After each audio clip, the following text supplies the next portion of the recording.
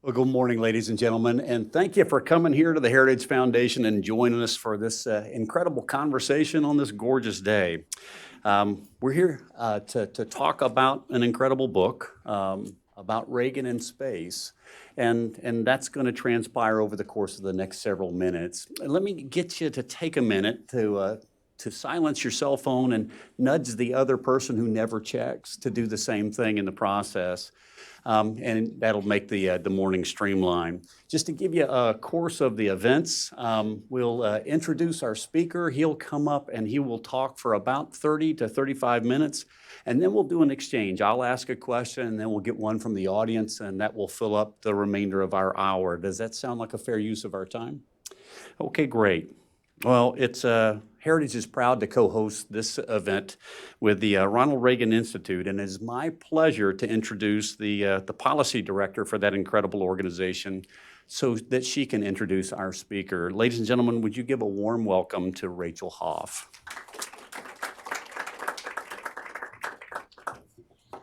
Well, thank you and good afternoon to you all. I'm pleased to be here today representing the Ronald Reagan Institute, which is the Washington, D.C. office of the Ronald Reagan Presidential Foundation and Institute located in Simi Valley, California, where the mission of the foundation and the Presidential Library in California is really to preserve the legacy of our 40th president. Our mission at the Ronald Reagan Institute here in Washington is to promote that legacy, to promote President Reagan's values, his beliefs, and his leadership. In that effort, we find common cause with organizations like Heritage, who have been fighting for decades for the same values and ideals that President Reagan championed. So we're grateful for the opportunity to collaborate on events like this, which explore President Reagan's policies, his decision-making, and his leadership.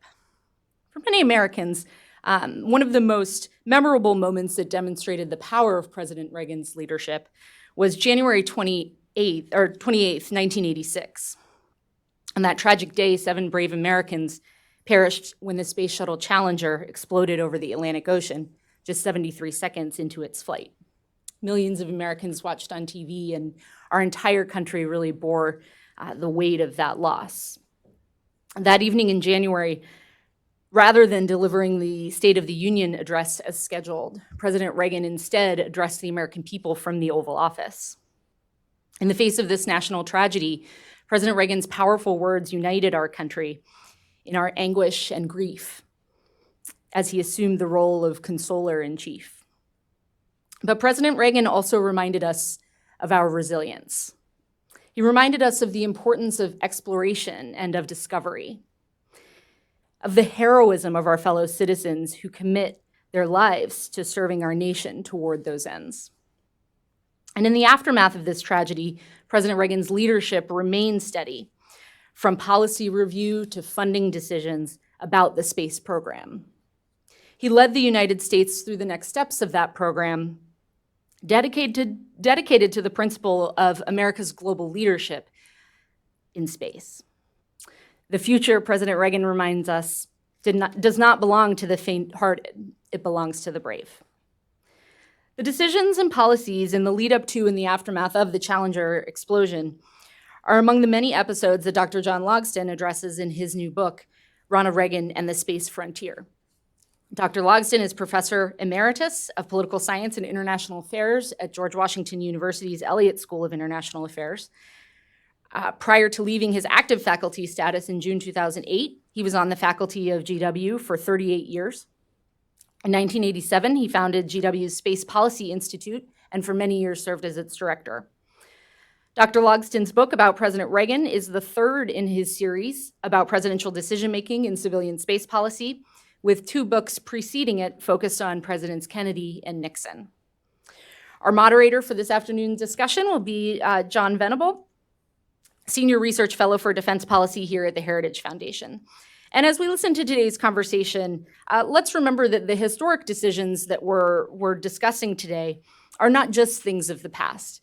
Many of the issues that Reagan faced, from questions about commercial launch to crewed missions or the NASA budget, continue to drive civilian space policy debates today, all these decades later.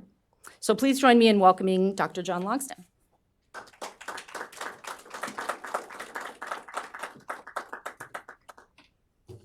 Thank you, Rachel. All I need is a presentation. And there it is. Oh, I'm supposed to read it in the back of the... It's a good thing I know what's there. All right, next I have to figure out which button does what. Well, as Rachel said, this book that we're talking about this afternoon now, is the third in a series since I left active faculty status, which meant I didn't have to go to meetings anymore and do management, so I could actually go back to doing research and writing, which is my first love. This was the most difficult of these 3 books to do. First of all, because it covered 8 years rather than the shorter periods of the Kennedy and, for different reasons, Nixon presidency. And because a lot of the documents at the Reagan Library still have not been reviewed for declassification. And so I'm not sure I have the whole story, but I have at least a fair amount of the story. Doing this book was logical after doing the Kennedy and Nixon books, but also I was intrigued by this statement in a 2003 book by a colleague, Andrew Butrika, that Reagan's legacy was as great, if not greater, than any other president. And I wanted to examine that question. Were the 1980s a major turning point in space history? Certainly, and I should say here that I made a conscious choice when I started this book not to deal with national security space. So there's nothing in the book about the Strategic Defense Initiative, Star Wars, or most of the rest of military space during the Reagan presidency. Then there were some very active issues, but you won't find them in this book. As Reagan prepared to enter the White House, his transition team for NASA said that the civilian space program was in an untenable position. Why? Well, in 1972, Richard Nixon had decided to focus the program for the 70s around the development of the space shuttle, to end exploration, stop traveling to the moon. Then President Carter, who was probably the least supportive of a big space program of any American president to date. Basically did not do much with the program. He thought about canceling the shuttle and decided not to, and said that there would be no major goal for the program, no large program like Apollo. And so the NASA, as Reagan came to the White House, was in very uncertain status. He, Ronald Reagan, was a visionary. And I picked out this one quote from his diaries after meeting with a bunch of space people in 1985. That evening, he said, space truly is the last frontier. But that was a consistent theme throughout his presidency, space as a frontier, and part of his vision of where it fit into the American scene. And that motivated him rhetorically, a little bit less in decisions to fund programs. Probably in this audience, I don't have to talk very much about how Ronald Reagan made decisions, but it was not the style of a hands-on, interventionist, detail-oriented president. He set out a set of values, thought about the big picture, kept people kind of within the boundaries of his values, and then let the process internal to his administration argue what the country should do, bring it to him for decision, and clearly he was the final decision maker. I found this quote from a book by Martin Anderson, made decisions like an ancient king or a Turkish pasha. And that's a kind of charming description of Reagan's approach. I did find in the record a number of areas where he had specific questions, specific ideas, said, no, this is not what I want. Yes, this is what I do want.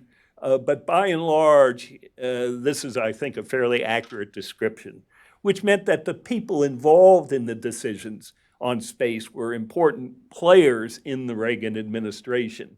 There were two interagency processes for most of this time. One called the Senior Interagency Group for Space, SIG Space, which was run by the National Security Council and staffed by a young Air Force colonel named Gil Rye, and the Cabinet Council on Commerce and Trade, which was one of 11 cabinet councils in the first Reagan administration, staffed by a young secretary of the cabinet named Craig Fuller.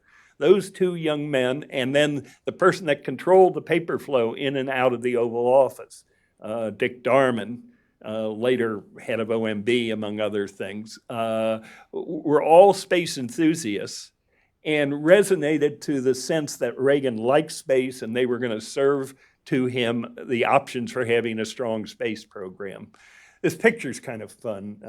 That's Gil Rye in the middle of the picture, the tall person with Craig Fuller to his left, your right, and Jim Baker, at that point chief of staff, showing off a white glove, which had been left behind by Michael Jackson during a visit to the White House. The picture's kind of cute. On the loyal opposition, not really that opposed, were the director of OMB, David Stockman, who, as appropriate for his role, was the keeper of the public purse, shared Reagan's ideology of limiting government spending, cutting it where possible, and the science advisor, a man named George J. Keyworth, who was an Edward Teller protege. Keyworth was an outsider in the White House. He had lots of ideas, but I would argue, after looking at the record, a very limited influence. So he was the counter-idea person to what actually happened. The leaders of NASA were chosen before the first shuttle flight in April of 1981, but announced only after the flight. James Beggs, still alive, a executive from General Dynamics at that point with a long history of working for NASA and the Department of Transportation. And then Hans Mark, who is the one in the center of the picture with the crew cut, who had been Carter's Secretary of the Air Force and head of the National Reconnaissance Office, a fascinating character who had his own ideas about the space program, which remain controversial. This is Reagan in his first encounter with the space shuttle in November of 1981 on the second shuttle mission. He was in Houston and was convinced to come down to Johnson Space Center and talk to the crew in orbit. Reagan talked to shuttle crews more than any other president since has talked to, or before, talked to crews while they were in orbit or beyond. So those were the players. Beggs and Mark had said in their confirmation hearings, they had two priorities: getting the shuttle operational and getting administration approval for the next big program, a space station. And that indeed is what they did. First, there was a review of national space policy. It started in late 1981 with the science advisor, Jay Keyworth, in charge of the review. By the time it ended up being announced on the 4th of July, 1982, in a kind of internal coup, the National Security Council had taken leadership away from OSTP and created the Senior Interagency Group Space. In a sense, the rest of the policy was a ratification of the status quo, including the idea that the shuttle would be the launch vehicle for all government payloads, which turned out to be one of the early controversies. It's the first national policy that mentioned space commercialization as an important element of what the country should do. And so it said the government would create a regulatory and policy climate conducive to the private sector in space. Kind of a sidebar, I'm now on the Regulatory and Policy Committee of the NASA Advisory Council. So we're still trying to act on that policy directive from 1982.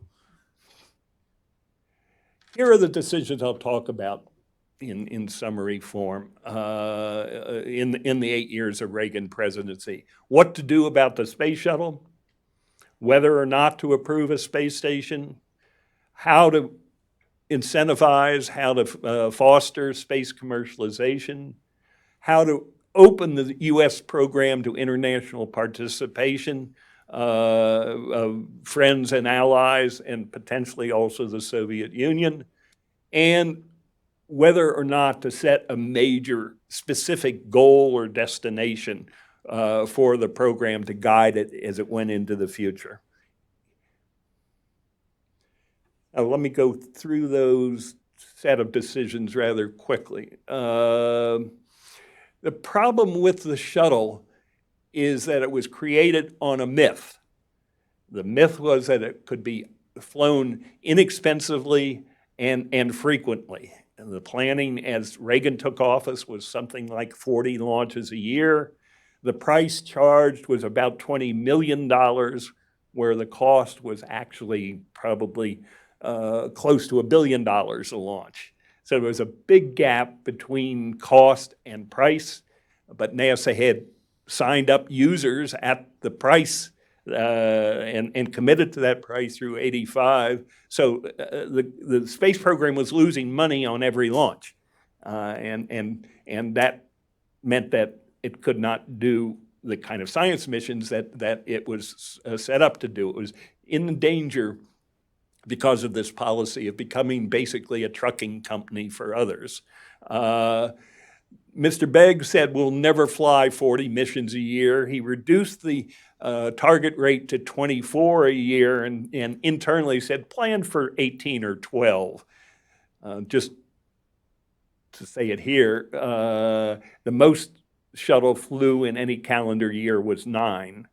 So you see the plans these days with Virgin Galactic, SpaceX, Blue Origin, the current companies that say they're going to offer frequent space transportation at an affordable price. History suggests to put a slight discount based on this experience. The idea that the shuttle was regular and routine and safe permeated policy, so there were lots of discussions of who gets to fly. Some people in the White House said, why not put a passenger compartment in the back and fly 100 people? You know, how much money could we make selling flights on the shuttle? That didn't go very far. As a diplomatic tool, the idea of inviting other countries to fly their citizens on the shuttle was very attractive. And then as a marketing tool, once a competition to the shuttle for commercial launch contracts appeared in the early 80s with the entry into service of the European/French launcher Ariane. Ariane could fly its customers down to South America where their launch site was, pretty attractive incentive. But NASA decided, and the White House agreed, we could fly, if a country or a company signed up to launch their satellite on the shuttle, they could fly a person to go along with it, which is also a pretty strong marketing incentive of a space flight. That actually happened twice. A Mexican engineer and a Saudi prince flew on the shuttle together with their country's satellites. Senator Jake Garn and then Representative Bill Nelson said, hey, we control the money for the shuttle, why don't we get a ride? And NASA said, okay, you can make an inspection trip, which is kind of an interesting way to exercise congressional privilege. NASA actively got into the marketing business, which is a strange thing for a R&D agency, trying to, on a global basis, get countries and companies to contract with the shuttle to launch their satellites. Talked about the Ace Moving Company in this sign. And said, eventually, we can fly regular folks, spaceflight participants, maybe even a teacher.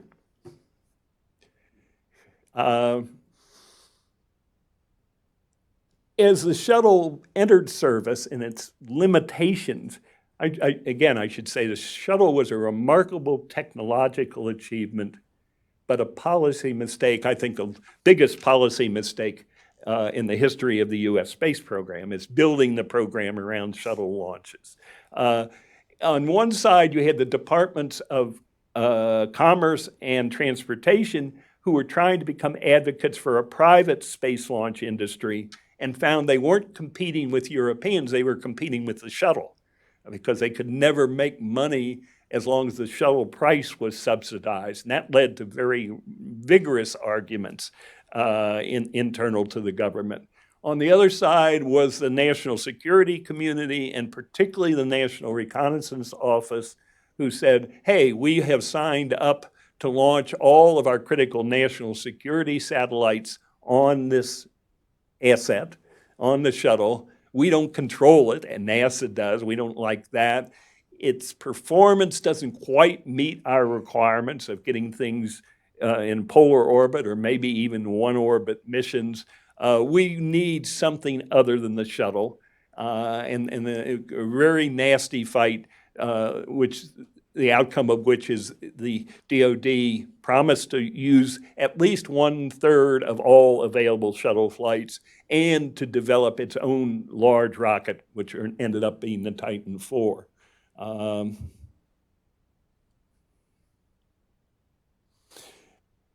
In the middle of this argument, Reagan was reelected overwhelmingly in 1984, and the first term people began to leave, and their replacements, both at the very senior level, with Don Reagan becoming the chief of staff, Admiral Poindexter becoming the national security advisor, and both Craig Fuller moving to the vice president's office and Gil Rye leaving.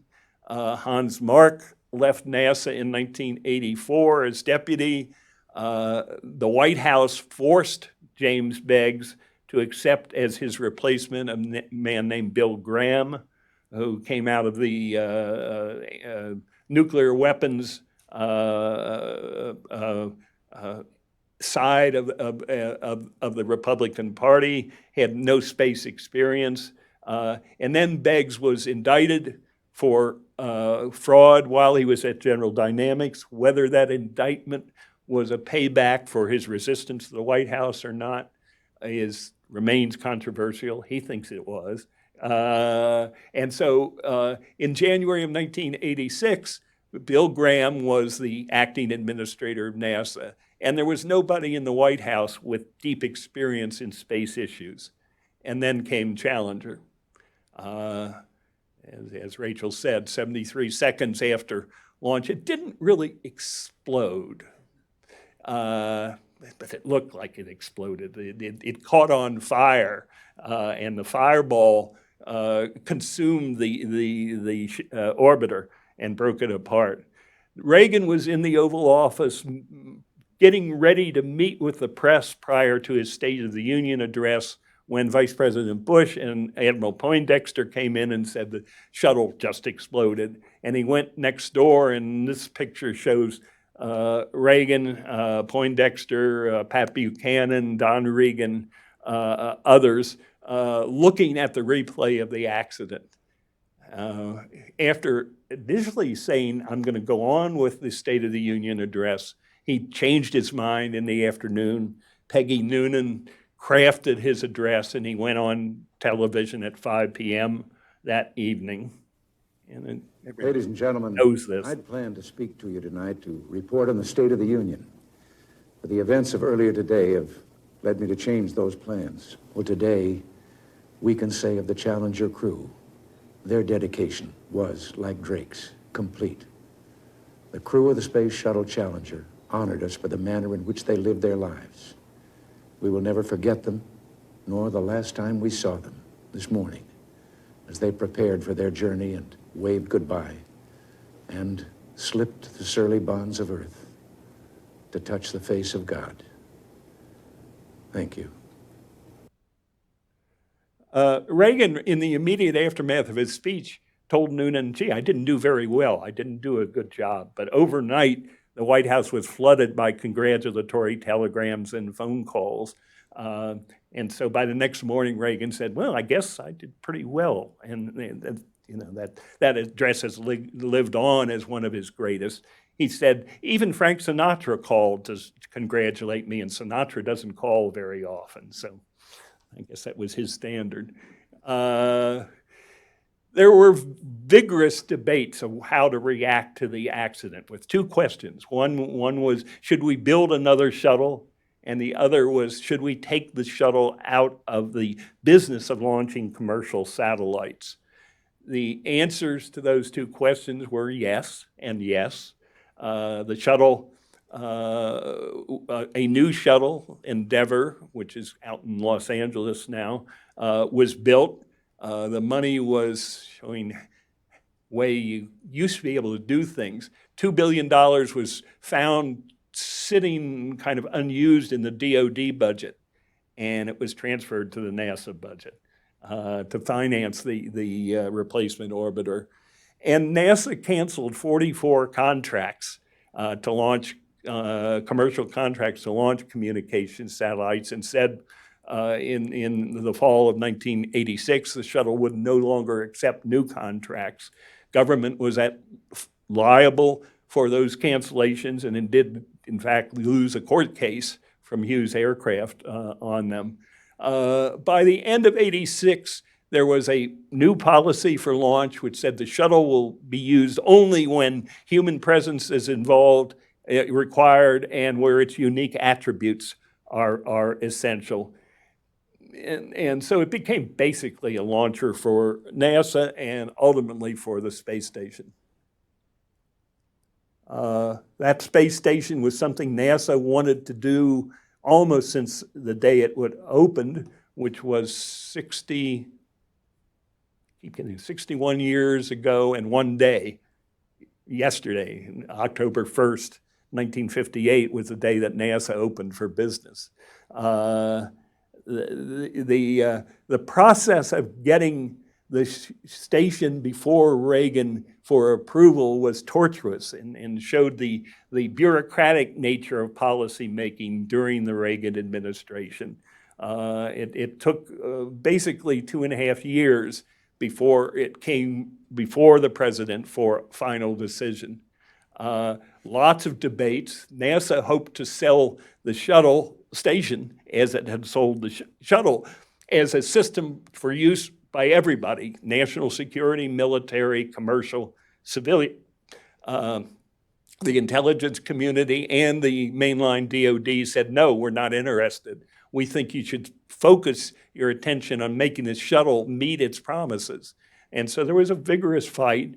Eventually, the path to Reagan was changed from the National Security Council, SIG Space, to the Cabinet Council on Commerce and Trade on December the 1st, 1983. In the cabinet room, Reagan was briefed on the arguments on the shuttle.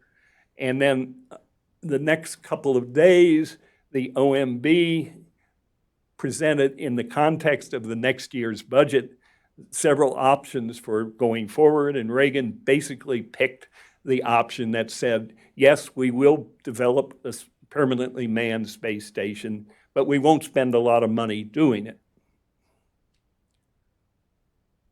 He announced that in his State of the Union address. Our second great goal is to build on America's pioneer spirit.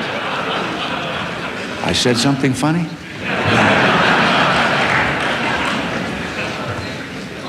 This is I said America's next 25th, frontier. 1984. And that's to develop that frontier. A sparkling economy spurs initiatives, sunrise industries, and makes older ones more competitive.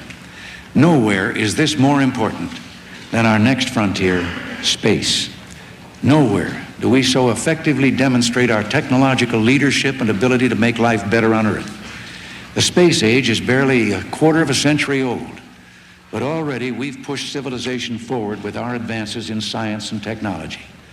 Opportunities and jobs will multiply as we cross new thresholds of knowledge and reach deeper into the unknown. Our progress in space, taking giant steps for all mankind, is a tribute to American teamwork and excellence. Our finest minds in government, industry, and academia have all pulled together, and we can be proud to say we are first, we are the best, and we are so because we're free.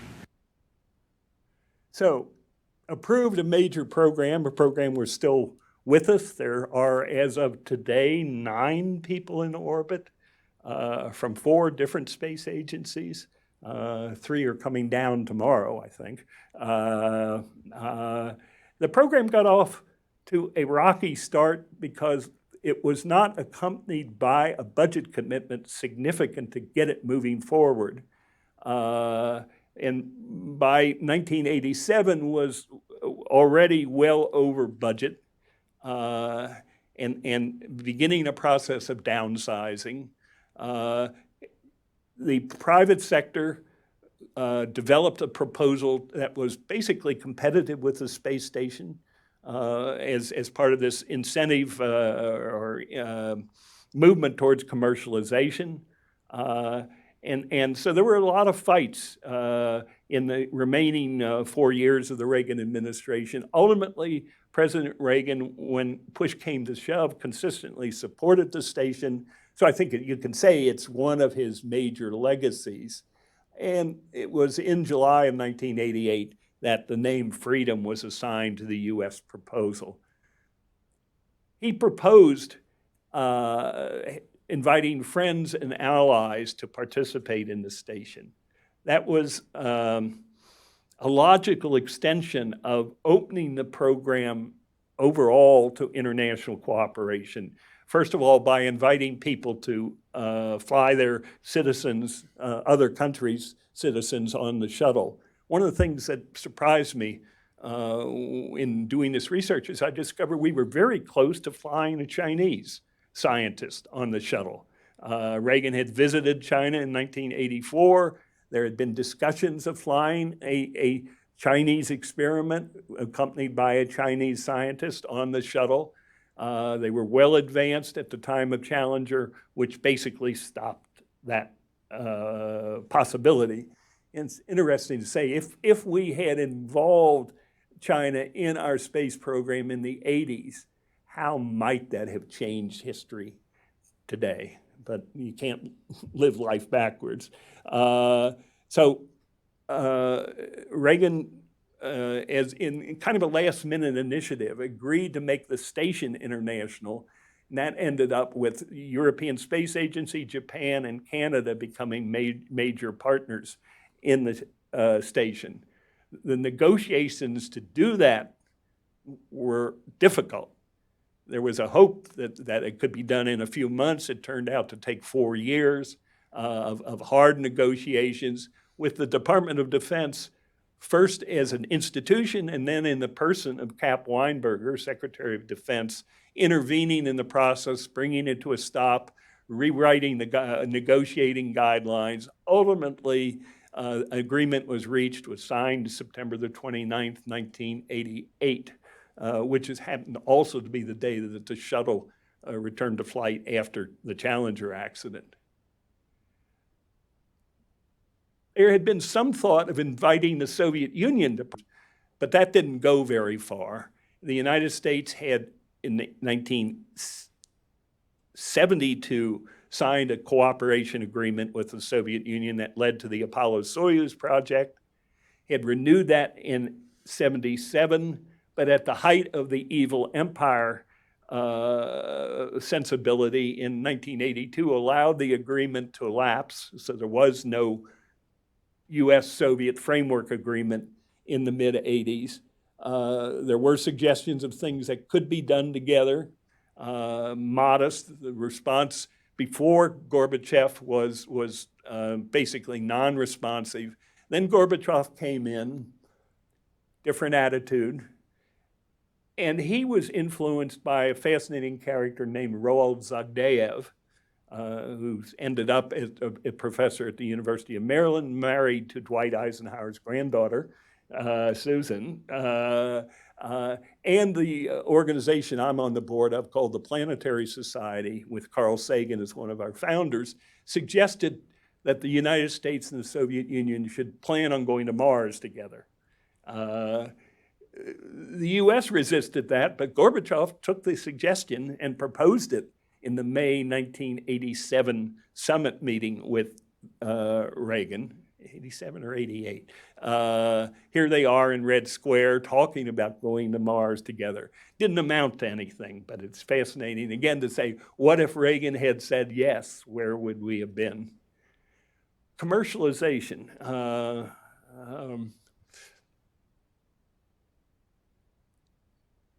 The first attempt was to commercialize not only Earth observation, but weather satellites. That turned out to be an absolute economic failure. Commercializing space launch was an idea that persists to today. Lots of bureaucratic fight to make the Department of Transportation the lead agency for commercial. There is an Office of Commercial Space Launch in DOT today, market that didn't evolve very quickly. And then a lot of talk about multi-billion-dollar industries in orbit. And a lot of policy incentives, first in 84 and then again in 88. After the Challenger accident, the ability to do experiments in orbit disappeared until the space station reappeared 25 years later. And so basically on commercialization, it was an idea well before its time, where ideology outpaced reality. But I would say the legacy in saying that space is an area for commercial activity is one of the Reagan administration's great contributions. I don't think you'd have Elon Musk, et cetera, if it were not for the discussions in the 80s of space commercialization. The idea of leadership was a persistent theme. There was a report, timing rather poor because it was right after the Challenger accident, that suggested settling the highlands of the moon and then on to Mars. That didn't go very far. The new head of NASA, Jim Fletcher, who was the old head of NASA, asked Sally Ride to do a report. That suggested a slightly more measured approach to the future.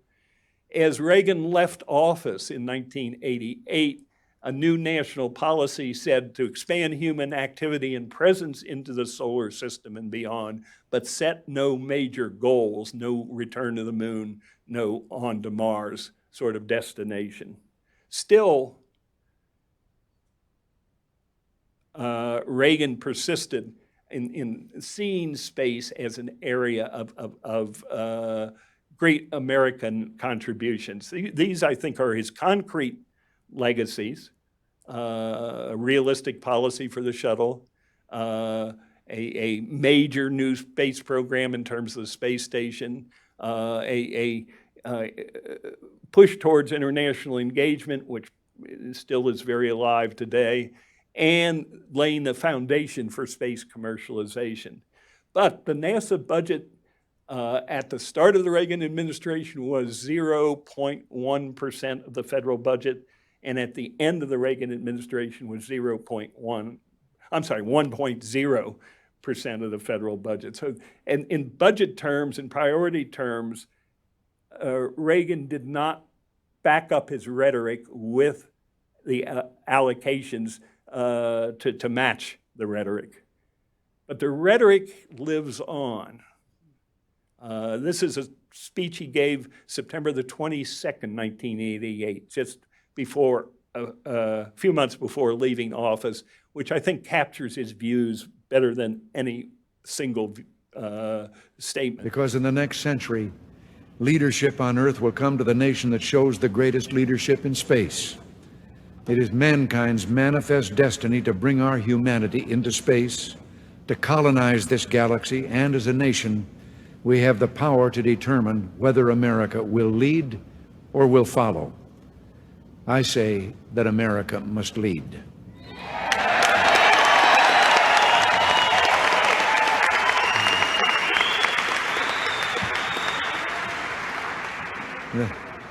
The nation that has achieved the greatest human freedom on Earth must be the nation to create a humane future for mankind in space, and it can be none other. It is only in a universe without limits that we will find a canvas large enough for the vastness of the human imagination. Mankind's journey into space, like every great voyage of discovery, will become part of our unending journey of liberation. In the limitless reaches of space, we will find liberation from tyranny, from scarcity, from ignorance, and from war. We'll find the means to protect this Earth and to nurture every human life and to explore the universe. Let us go forward. This is our mission. This is our destiny.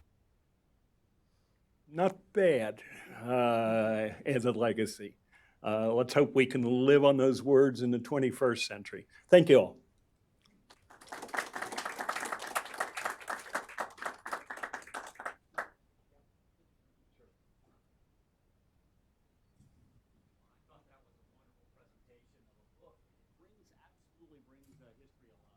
This is a thick read, and it's well researched, but your presentation did a great deal to bring out the personalities and the backstories that are so critical to where we are right now.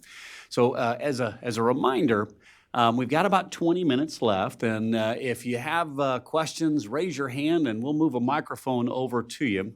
Until I see a hand, I'm going to go on with the bout of questions, if that's all right with you, Dr. Logston.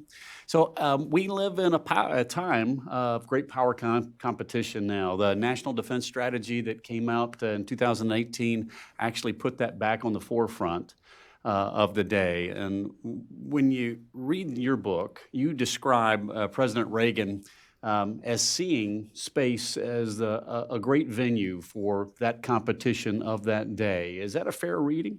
Yeah, I think it is, but I don't think it was preeminent. I think he saw space more as an arena for demonstrating American exceptionalism, American greatness in the abstract than head-on competition with, at that point, the Soviet Union. No other country had gotten a significant space program by the 1980s. When NASA was trying to sell the space station to Reagan, they made a purposeful decision to downplay what the Soviet Union was doing and play up the economic potential, the leadership potential of the station. Clearly, the Soviet Union was in the background. And if one goes back and looks, the Time magazine, October the 4th, or whatever the date was, 1986, the cover story was Soviet Union takes the lead in the space. So the competition was very real. And even in the internal deliberations, as much as I could reconstruct them, it was more, this is something the United States should be doing because of the character of the country, than we should do it because the Russians are doing it. Very different than Kennedy. I mean, Kennedy, everything said, in a recorded meeting, everything we do should be aimed at getting on the moon before the Russians. You never saw Reagan with that kind of rhetoric. So this microphone, it looks like it shuts on and off, and so we'll have to give it a second where we kick in. We had an opportunity to talk before this, and we were talking about tech transfer over the years and how that's helped or hurt the United States and our allies. And when you mention it in your book, we talk about the space shuttle, and then moving into the International Space Station, and the danger and the potential loss of technology in bringing the Chinese or the Russians on board. Could you expand on that a little bit? Well, it was certainly a concern in the national security community of whether we could craft an agreement for intimate cooperation in human spaceflight that would include technology safeguard controls to guard against unwanted technology transfer.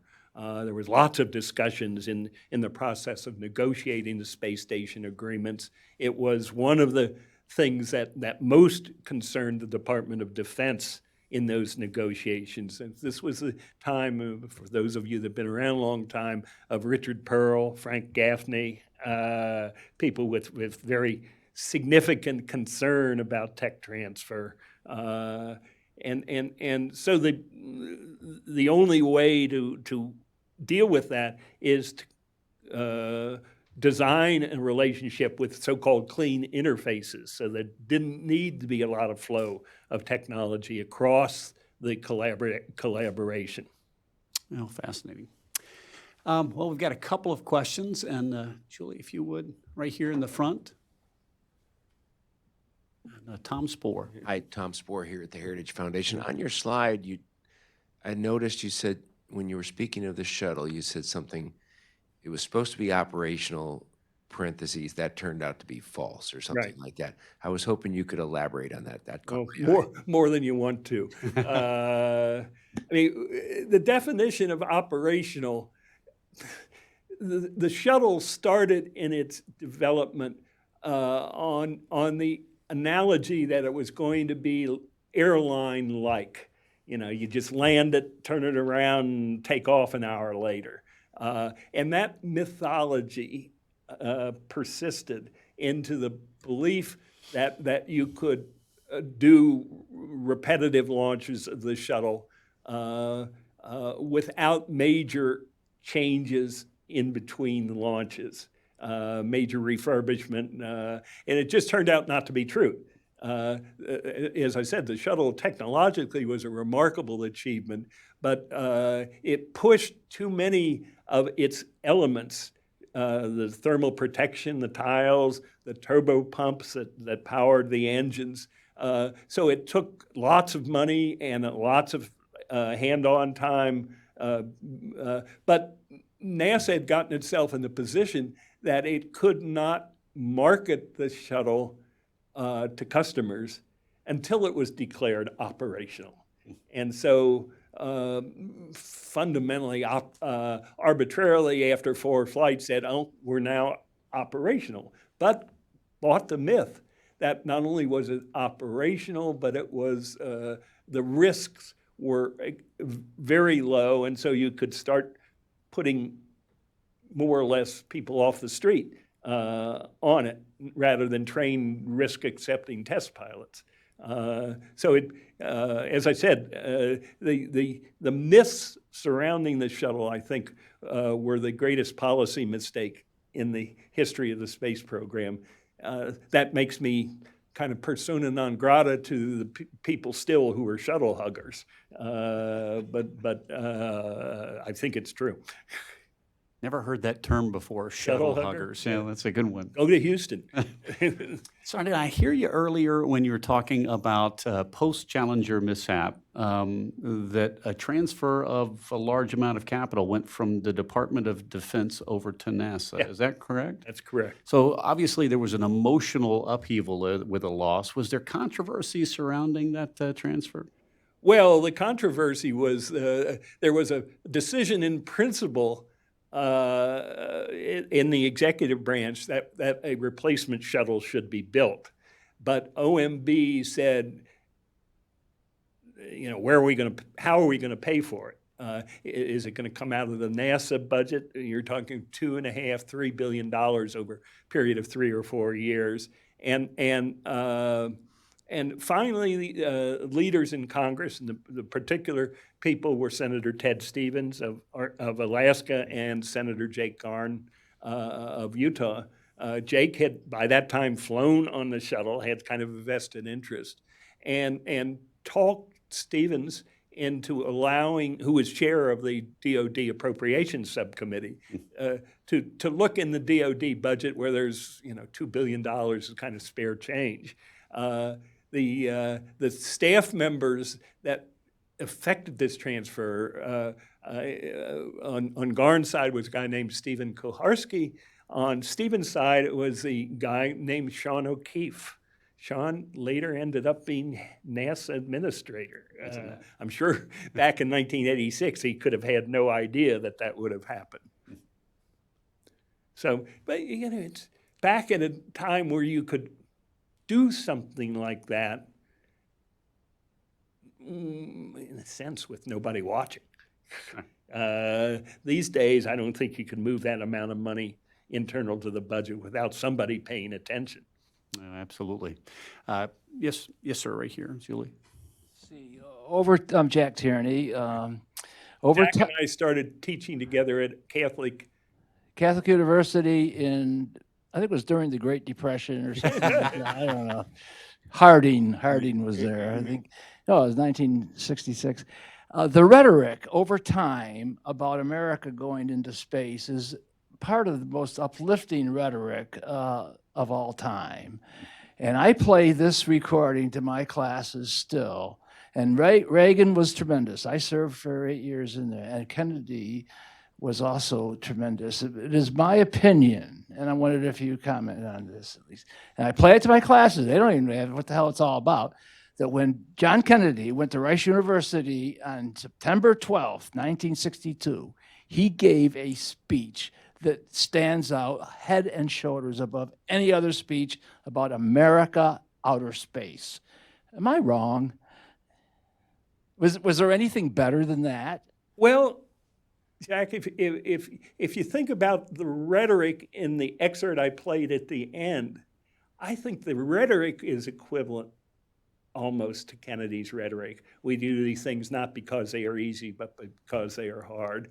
But the context of the Kennedy speech, and in the context of just starting Apollo and explaining why we were doing it, I think is what and the skill of Sorensen in particular as Kennedy's speechwriter made that a memorable piece of rhetoric. Again, sidebar, the line, "We do these things not because they are easy, but because they are hard," came from NASA in the NASA draft of the speech. But Sorensen pumped them up to make them rhetorically more beautiful. Yeah, I mean, if you arrive in Boston at Logan Airport, at least on United Airlines, you walk through the halls and they're playing that speech. And even before all of this summer, you heard it over and over this summer, the Rice University speech. But I think some of Reagan's rhetoric, where the context wasn't quite as dramatic, is almost as good as Kennedy's. Talk about an academic argument against two long-term colleagues at Yeah. Catholic University. The years have been great ones between you, I would imagine. Got a couple more questions. Yes, sir. Henry Now, George Washington University, colleague of John's.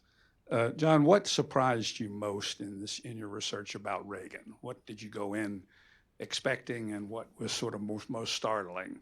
Secondly, was there ever any point where SDI intersected with the debate about civilian space? I'm wondering about this $2 billion. Why didn't somebody say, hey, wait a minute, that ought to go to SDI?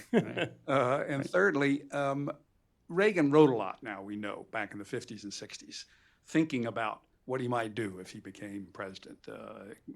Actually, an incredible projection of some of the things that he did then, 20 years later. Maybe you didn't look at this material, but is there anything going back before his time in office that would relate to his understanding of space and his enthusiasm for space? Let's see, those are three. Let me deconstruct those. First one was about the surprise. Yeah. I guess just how dependent he was on the process of getting things in front of him for issues, just how much of a hands-off decision maker he was surprised me a bit. Having written about Kennedy and Nixon, both of whom were relatively interventionist in their management styles. There's a classic Reagan quote to student groups in the 70s, I think, while he was still governor, or maybe after he, about he was being out of touch with progress. And he said, maybe I don't use the latest technology, but my generation invented it. So he was not a technologically sophisticated individual. He told Jim Beggs, as he was interviewing for Space, he said, I don't really understand this very much, but I like it. So I think he had an intuitive sense of the importance of the space achievement to the messages he wanted to send about the United States. What was the last one? The day he was briefed on station was December the 1st, 83. On November the 30th, 83, he was briefed on the first results of the study of SDI following his March 23rd speech, and came away very disappointed that it seemed out of the technological reach of the country to actually do what he wanted. In a sense, I think he wanted to do something positive with approving the station because he was disappointed in what he could approve for SDI. But I never saw any flow of funds or competition for funds. The DOD said, don't spend money on space station, but spend it on improving the shuttle, not transferring to other national security programs. Sir, we've got time for one more This question. You young lady pick. back there is. Right there in the back. Hi, thank you so much. My question is, when Kennedy gave his Rice University speech in November of '62, he kind of outlined an example of American progress defined by American exceptionalism through the use of technology. Would you say that Reagan kind of followed in that path and believed that progress could be done through American exceptionalism in space? I think he believed that the progress was a result of American exceptionalism. He over and over, and I ran one of them. He said, because we're Americans, because we're free, this is what we can do. This is why we're great. So I think he deeply believed that this foundation published a paper X years ago that I used by Steve Hayward. It's one of Reagan's biographers, that called it idiosyncratic conservatism, a great faith in the future. Reagan was nothing if not an optimist, and his optimism about the potential of technology to make life better, including space, I think was one of his defining characteristics.